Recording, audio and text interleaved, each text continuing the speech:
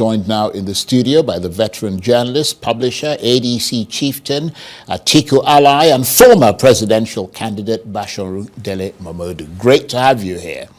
Thank you for inviting me again. You were away for quite some time. You were on a sort of sojourn in Ghana, I believe, because I saw you a couple of times on air from there. So it's really good to have you back in Thank you. Studio live and in person. And let me just start with the news that we're getting this evening that it's just actually come through a few moments ago that President Tinubu has been meeting Governor Ademola Adeleke at State House. And I wonder what your thoughts are on that, the fact that I think as you put it, he's doing a tour, thank you tour. Well, I haven't spoken to my twin brother, the governor, yet, though he sent me 2 pictures. I think after he met with the president. I have to say there's a passing resemblance between the two of you. Well, people so now that you mentioned twin brother. Twin brother, that's what we call each other. You know, that's why I described it as a thank you tour. You know, our culture and tradition in Nigeria can be very dynamic. This time last week, we were on our big bellies, praying to God Almighty to rescue us from Tinubu and his foot soldiers. This time last week, he got to a stage, I stopped watching television when I started seeing people like Senator Fadamsi and the other guy, Wole Oke, threatening hellfire against anyone who goes against Tinubu. I don't understand when our democracy degenerated to that level. People lost their lives, and I'm sure people lost their limbs. Terrible, isn't it? I'm sure people lost their properties. In a small state, my mother comes from Gbongan, Olufi. I'm very proud to come from Gbongan. I was born in the ancient town of Ile-Ife in 1960. In Osun State. In Osun State, the cradle of civilization. And despite all that Ademola Adeleke had managed to do under 4 years, against all odds, in fact, I expected that the president would be proud of him because that was what the president did in Lagos when he was being fired by the Obasanjo government. And that's why a lot of us supported him. They took him to Code of Conduct Tribunal at the time. There was nothing they did not do to intimidate, to terrorize him. And Nigerians supported him. And that's why they described him as the last man standing. The same thing is what Ademola Adeleke has done now. Because if Ademola did not take his own fate, our destiny in his own hands, I wonder where he will be now. They almost sucked him out of PDP at that time to go to APC. And some of us were praying that he will not commit such harakiri, because he didn't need to be in APC if he wanted to support Tinubu as he claims on sentimental grounds. Tinubu is supposed to be from my state. The Yorubas have a saying, I know you can't translate that. Hopefully you will translate that. Yes. The meaning of it is that if you have a curvy daughter who is very beautiful, if you want to put waist beads, you give to your child, you don't give to another person's daughter. So I think that is what is informing what Ademola has been doing, that look, it will be difficult for me to ignore Tinubu. But here is the problem. It's a catch-22 situation. The Osun people don't seem to be comfortable with Tinubu. And that's why they delivered that resounding judgment last Saturday. I mean, globally today, what the Osun people did was an epic battle.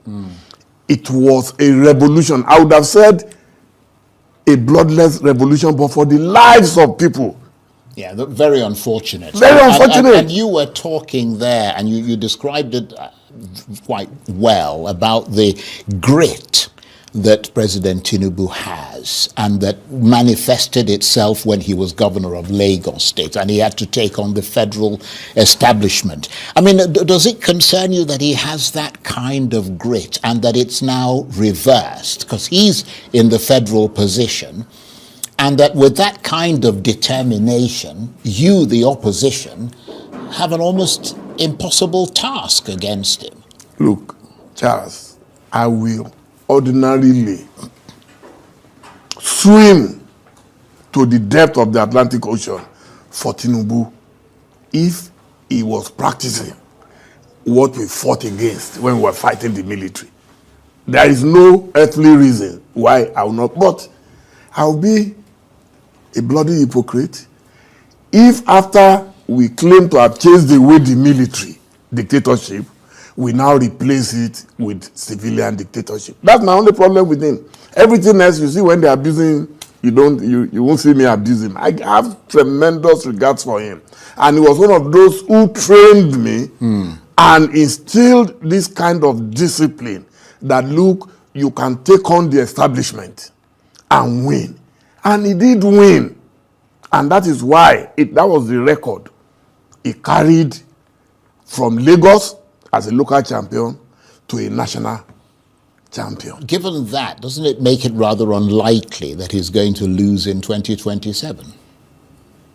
Osun has demonstrated that anybody can lose election. No matter how powerful you are, all dictators, all tyrants, everywhere in the world. Did American President Donald Trump, did he not lose election after serving one term? Did Goodluck Jonathan not lose election? Did John Mahama not lose election? Anybody can lose election. What they will their strategy now, and I know they are already re-strategizing. That's why they are trying to lure Adeleke back and making it sound like, oh, what Wike was saying is part of it. Oh, it's because the president was not desperate. That is why we allowed you to win. Is that democracy? Right. I'm going to come back to that in a minute, because that's an important thing to dissect. And you have, I think, tried to do that. But let me just return to what the president said during that visit of Ademola Adeleke at the State House. He was referring to Atiku Abubakar, who you support, who said that if he wins the presidency, he will go back to fuel subsidy. The president, to quote the president, he said, "I saw one of my opponents now say he will go back to subsidy. I read it. That is a demonstration of a serious ignorance on governance and economy." I dare say that a lot of international analysts and observers will agree with what the president had to say. Atiku is your ally. Why do you think he said that? And can you explain the subtext to that? No international partner or observer will call former President Atiku Abubakar an illiterate when it comes to managing the economy of a country. He is one of the few candidates we have who have managed people and resources. So he has not lived on the largesse of government. He left government in 2007, and since then he's been able to survive on his own income. What the president is saying, for me, is unfortunate. Sometimes you have to tolerate your opponent, study what your opponent is saying, which I believe he has not had time to study, because it's obvious he's been busy today receiving visitors and all that. And then he's only basing his judgment on hearsay upon hearsay, reminding me of Thomas Paine, when he says essay upon essay cannot be reliable. So are you saying that Atiku has been misquoted? No. Atiku, you should go and look at why Atiku said what he said, what he plans to do. 4 years, almost gone. And my favorite analogy is that of a patient who is rushed into a hospital.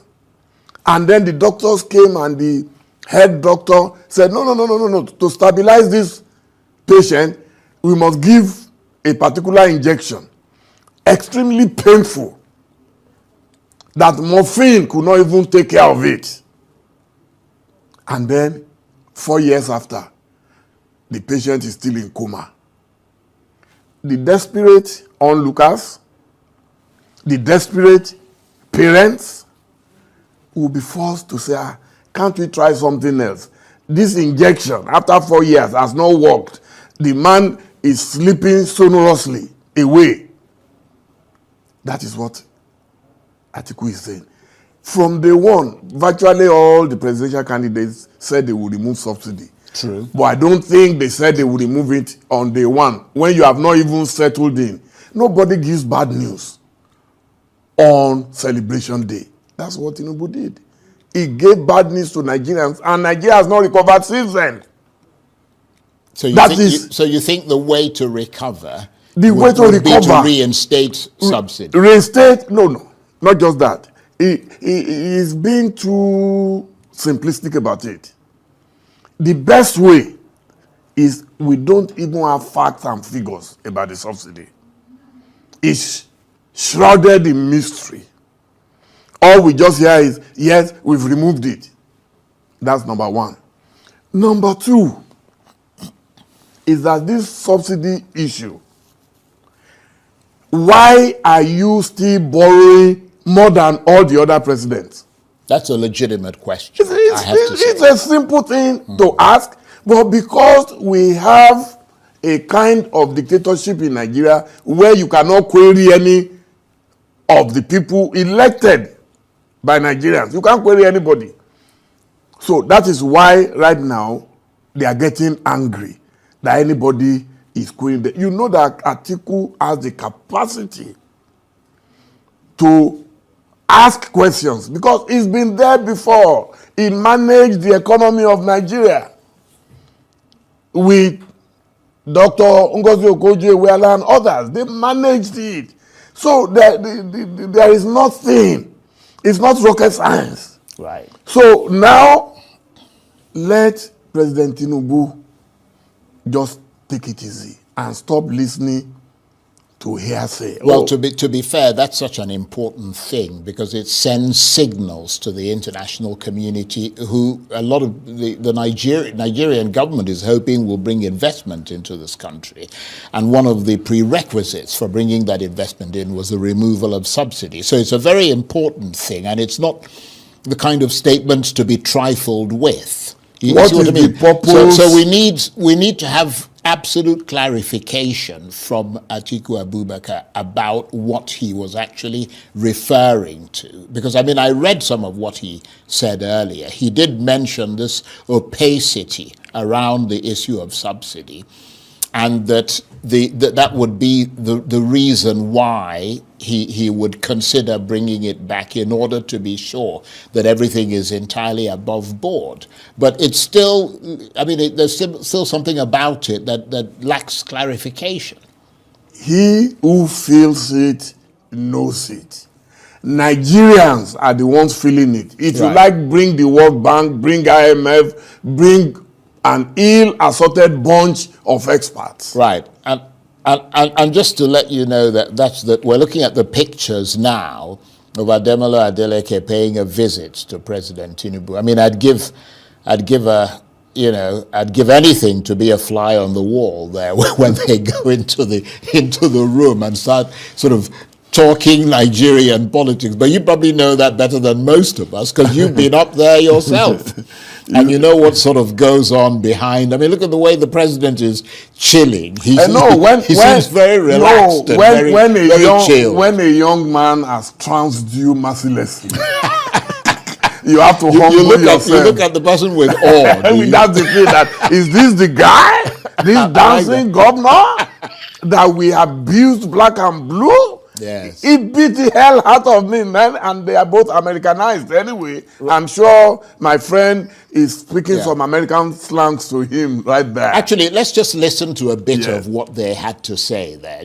Let's listen to it briefly. You can give thanks to Osun people, not the way you sang it or celebrate it. It's the way you act it. Use me as an example, and I got here. God put me here. Where you are today, God put you there. Not the smartness of any of these people. It's just their support, not their smartness. It's the wish of God that prevailed, and the wish of the people followed. And you are in a very, very unique position to make history. Yes, sir. Noted, sir. Promote unity, peace, and stability. Use it. He's a progressive. All you are doing now is progressive instinct. And you did a very good mobilization with your team. Very good job. You saw fear, you screamed. Thank you, sir. Promote democracy, promote stability, promote rule of law.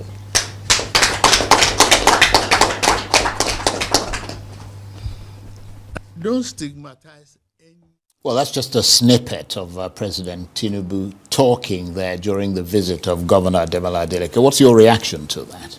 Well, I'm happy that Dele has performed magic. Now, President Tinubu is a born-again, preaching democracy. When but for the courage of some Nigerians, judges inclusive, we don't know where our democracy will be now. Everything that could go wrong went wrong as a Murphy's Law. And so I'm very happy, I'm very excited that Demola has forced this presidency to be sober for once.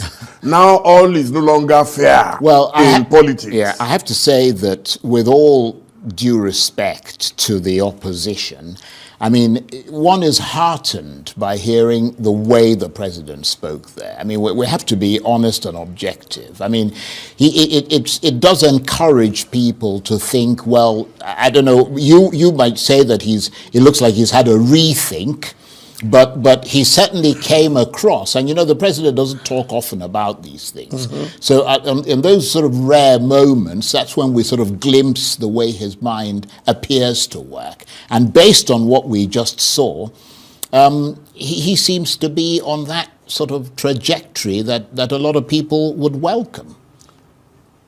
A woman whose child has been killed by a witch never trusts any woman.